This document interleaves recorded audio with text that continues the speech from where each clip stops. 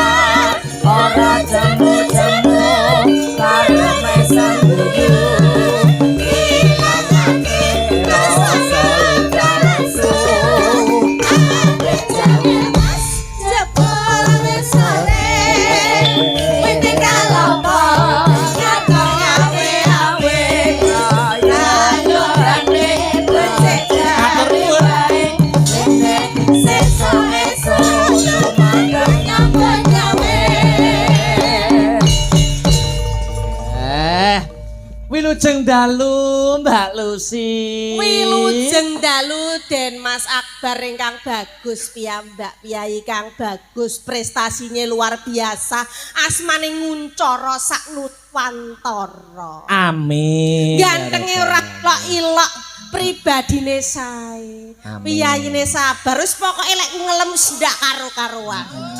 Nek ngelem Mbak Lucy percaya, nek ngelem kula penonton Sombron niku percaya. Sing semune ndak percaya ki penabuh-penabuhku. Kancamu dhewe. Soale ngerti. Kita meragukan ngono. Kenapa panjenengan tadi di bawah dikroyok ibu-ibu? Kenapa Bu Lucy? Tanya sama saya. Jadi ibu-ibu niku seumuran saya niku mesti hatine padha. Lek mirsani Mas Akbar, duh bagus duh eloke, piyayi kondang duwite akeh. Wah. Ibadahe sae. Wah. Ora tau mambu wong wedok. Lek keri dhewekku lek sik urung iki. Piye. Dadi yo cara wong ngono mantu idaman. Ya ta Bu ya? ibuke langsung leres tahu Mas Akbar sampai kula badhe foto mawon mboten anu wau dikroyok para ibu-ibu lah. Itulah wajib kita hargai. Kita seorang seniman, kita bukan siapa-siapa tanpa para penggemar. Betul, nggih. Kita bukan siapa-siapa tanpa para penonton sedaya. Betul. Kita bukan siapa-siapa tanpa teman-teman netizen. Lah, itu semua saling membutuhkan, seiring sejalan berkesinambungan gitu. Dengan mereka fan kepenjenengan, mereka juga memberi rezeki dan berkah.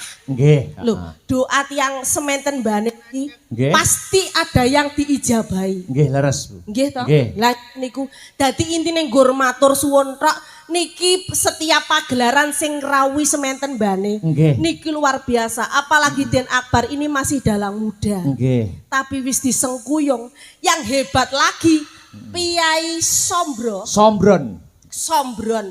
Wis to, dalang endi sing ora mlebu nganjuk. Tapi Piai Sombron tidak lain hati memakai putra daerah sendiri untuk ditampilkan. Tepuk tangan Astabrata, tepuk tangan untuk masyarakat Sombron ya. Khususnya terima kasih untuk Bapak Lurah yang telah membimbing teman-teman semuanya bisa sukses pagelarannya seperti ini gitu. Masyarakat yo berukun estu kula dugi wau sami grapyak semana luar biasa. Sampai niki kula kewareken. Teko niku wis rawon. Ning kene lho pehak aku luwemu diwahi pecel. Sapa sing menehi mau? Mosok aku duwe 3 piring. Aku mbok kira wedhus. Aku ya syukur tak tampa. Lah mari ngono penonton ya ngirimi neh pok mie. Allah Gusti Allah, peh bintang tamune sapi dikira panganane sak krentek. Tapi luar biasa lek ora panitia gemati mboten wonten. Mboten wonten estu. Tekono niku double kabeh 2 piring, heruwe 3 piring. Niku lek mboten gematine walah anu panitia luar biasa saya acungi jempol ora kursi siji ning 10. Wah nggih. Dadi niki lek seniman niku kadung kopen ora kaya seniman nggih to Mas Akbar. Nggih, leres. Tapi lek kadung kere. Nggih. Anten niku tetembungane, seniman ki nek wis kadung mulya ngungguli raja, nek kadung rekoso ngungguli kere. Lah diomongi, kuwi tenan kuwi. Wis lek ngelem yo kaya mbuh ya, lek kadung lek kadung kejungkel ya diidek-idek kaya ngono. Terus pundi kabare Dimas? Alhamdulillah pangestunipun Ibu Lucy, Mbak Yu Lucy pinaringan sehat kebagaswarasan. Wis tak arep-arep tak kira wi lali jenengku. Ora morok setahun. Nggih. Aku mendem apa Piai Akbar ya aku yo. Gelak. Tanggapan Rangga Lucy Brahman tak dongane cos kowe aku. Pak gelak. Tujune ke cintaku kok ya moden kene. Nggih. Aku wis plek karo Pak Lurah. Nggih. Asmane Pak Lurah le. Nggih. Agus Harsono, ngerti ya? Nggih. Tegese Agus Harsono kuwi enek tegese menurut bahasa Jawa dan bahasa Arab sama. Pripun? Agus itu tegese bagus, baik, lelaki yang baik, lelaki yang berpengaruh. Lelaki yang bisa dicontoh. Seorang pemimpin yang iso pinunjul lah. Wis pinter Piai kene milih Pak Agus. Lah cocok karo asmane. Pak Agus nggih. Lah bener. Terus jenenge moden sapa? Pak Toifur. Aku jane wedi lek moden iki jane. Nyapa to dadak wedi, Mbak? Nang ndi iki sirik aku karo moden lho, Lek. Kok iso sirik, kok iso pegel nyapa? Ora wedi aku, enggak pegel. Nang ndi nggawa tali pocong kok. Salah tembung sithik nek dibuntel kowe. Salah tembung sithik ditalken kok. Tapi malam hari ini beliau adalah ketua panitia. Ketua panitia. Sing ngundang Mas Akbar Astabrata kan mboten kata lupen kula katut dalu niki matur sembah nuwun. Alhamdulillah. Mugi-mugi sederek mriki sedaya kalimpang reken rejeki ingkang kuatah barokah. Amin. Diparingi panjang yuswa. Amin. Kathah rezekinipun. Amin. Sing dereng kantuk jodoh ndang pikantuk jodoh. Amin. Amin. Ya Rabbal alamin. Kowe kok banter men. Apa saja wis arep pengen to? Nggih, pengen ning ora pengen rabine ning pengen karo. Ayo. Maksudnya pengen menjalin hubungan itu gimana? Ya lek ya pengen ya mumpung ibune iki sik enom ya to, ya sik patut. Patut munggoni ya. Engko lek mosok kowe rabi ngenteni aku sing ngene. Ngene ya. Boten ngoten lho, Mbak Lucy. Kula niku nyuwun pitutur dan arahan panjenengan. Bagaimana tips-tips seorang wanita, karakter wanita seperti apa yang pantas dan untuk mendampingi seorang dalang kados kula niku yes. kados pundi? Wanita yang model piye ngaten lho. Model sing dundampingi seorang dalang apa nek Akbar? Nggih. Piye? Iji ganteng ya toh. Yayine. Wong terkenal akeh. Iki ameng-ameng nyawa. Oh. Lek kur wong wedok sing biasa-biasa ndang pedhot. Duwe bojo Akbar iki kudu mentale kuat. Yonine iki cara wong hokine kudu seimbang. Karena sampean kuwi rezekine gede. Amin. Ning godhomu ya gede. Nah gitu. Nggih. Ngono lho, Ana tetembungan. Isa terus begagah. Ana tetembungan anu nggih Mbak Lucy nggih. Tekane bondo bareng karo tekane coba. Lah bener. Jadi mengke lek jenengan wis palakrama, kuwi sing mbok gawa ki ya ora ku rezekimu tok. Rezekine bojomu. Nah, syukur sok iki nyapa miku kok mudar. Anu mate. Amit yo sewu. Mudar kok metu. Maksudnya niku ngeten lho. Nyong bojo dalang kudu abot, kudu lembar dodone. Ya.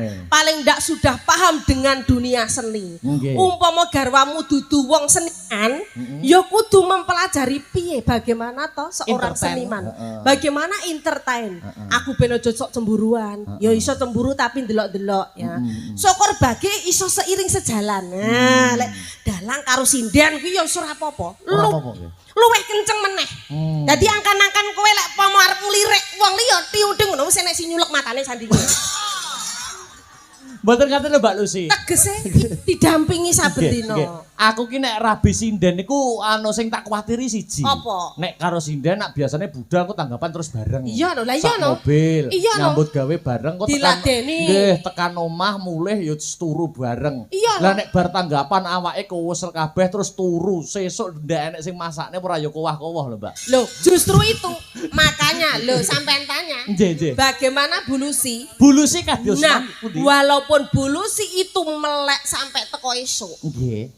Pagi kopi niku mesti cemawis.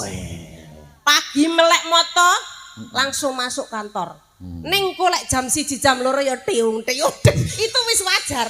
Tapi kalau itu seorang perempuan yang sadar tanggung jawab, wis aja samar lek keluwen. Jenenge jodoh itu saling melengkapi. Ngono le? Nggih. Lah golek bojo apa golek pembantu? Oh nggih. Nah, betul. Ngono lho. Tapi sekarang ada uang gampang, Bro. Ngaten nggih, ngaten. Tapi kula mengakui ya Bulusi. Jenengan niku wanita yang kuat, perempuan yang hebat. Ing atase bengi nyinden. Isuk sampun dinas teng Dinas Pariwisata nggih. Nggih. Kula niku nggih rekake nyonto jenengan. Oh alhamdulillah. Rekake bengi apa ki ndalang isuk no karepku jajal-jajal neter keterimane ngurip. Iya. Jajal tak nyambut gawe dadi guru aku. Nggih, alhamdulillah. Terus kuat. Bengi, wayang isuk guru. Nggih mboten kuat niku kula. Oh ndak iso. Malah kanca-kancaku astabrata niku malah nggo juluki kula. Ya napa? Malah padune dadi guru arep gendak murite. Lho ngono ku lho. Apa ya ndak omongan sing elek to ngono kuwi. Keterahno pikirane cah sai Victor ya. Ngono. Ya. Justru jenengan itu piye Pak? Maksudnya dhek ya ora kuat manuler. Ya, wis wajar to. Mboten tenagane sing mboten piye. Tenagane bener, karena jenengan kan jejeg atau sinjing. Nggih, dalang nggih kan tanggung jawabnya berat mikir semuanya. Tapi kalau garwane sinden iku pun kulino melek bengi. Jadi kalau pagi bekerja itu fisiknya biasanya kuat. Kalau punya kemauan. Yang penting niku kemauan. Kabeh sing nuntun karek garwane, Mas. Ngono lho. Nggih. Wes mudeng. Mudeng. Nah, golek sing bojo sing seterang. Nggih, seterang. Oh, kine gede. Nggih, amin. Lek perlu sing ora usah noleh kono ya ayu wong sampean ki bagus. Nggih, amin. Ora apa-apa lek duwe bojo rada galak-galak sithik kaya Mami Lucy gak apa-apa. Oh, ndak apa-apa. Wong galak sregep kok.